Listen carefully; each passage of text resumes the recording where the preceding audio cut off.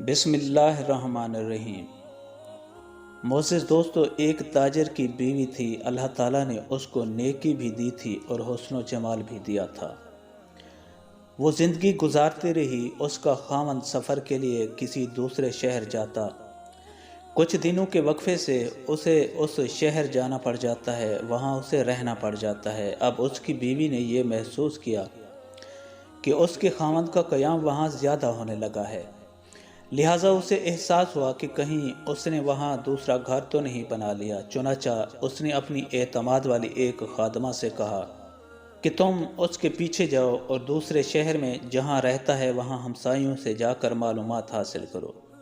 جب اس نے وہاں سے معلومات لیں تو پتہ چلا چونکہ اسے وہاں 10-15 دن رہنا ہوتا تھا، اس لیے اس نے وہیں کسی عورت سے نکاح کر لیا تھا اور اسے ایک گھر بھی لے کر دیا تھا جہاں وہ جا کر رہتا تھا۔ گناہ نہیں تھا، البتہ اس نے دوسرا نکاح کر لیا تھا۔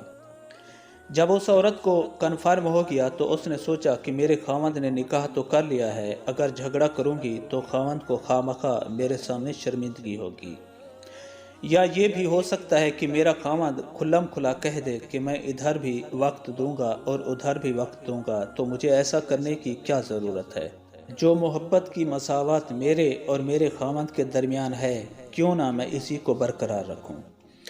یہ سوچ کر اس نے پردہ رکھنے کا ارادہ کر لیا۔ چنانچہ وہ اپنے خاوند کے ساتھ اسی محبت کے ساتھ رہتی رہی، حالانکہ اسے یقین تھا کہ جب یہ دوسرے شہر میں کاروبار کے لیے جاتا ہے تو وہاں اس کی دوسری بیوی بھی موجود ہے۔ اللہ کی شان کہ کچھ مہینوں کے بعد خاوند کی وفات ہو گئی۔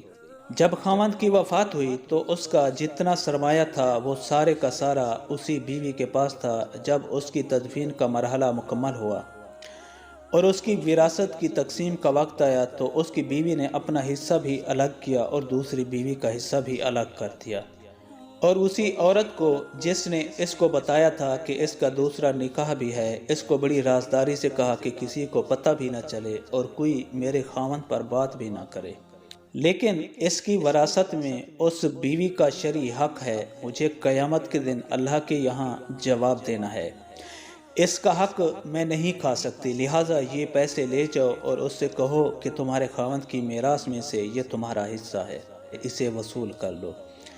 وہ عورت وہ رقم لے کر خاتون کے پاس گئی، وہ کافی ساری رقم تھی۔ اس نے جا کر اس سے بات کی کہ اس کے خاوند کی وفات ہو گئی ہے اور اس کی بیوی نے اس کی وراثت میں سے تمہارا حصہ نکالا ہے، کیونکہ تم بھی آخر اس کی بیوی ہو۔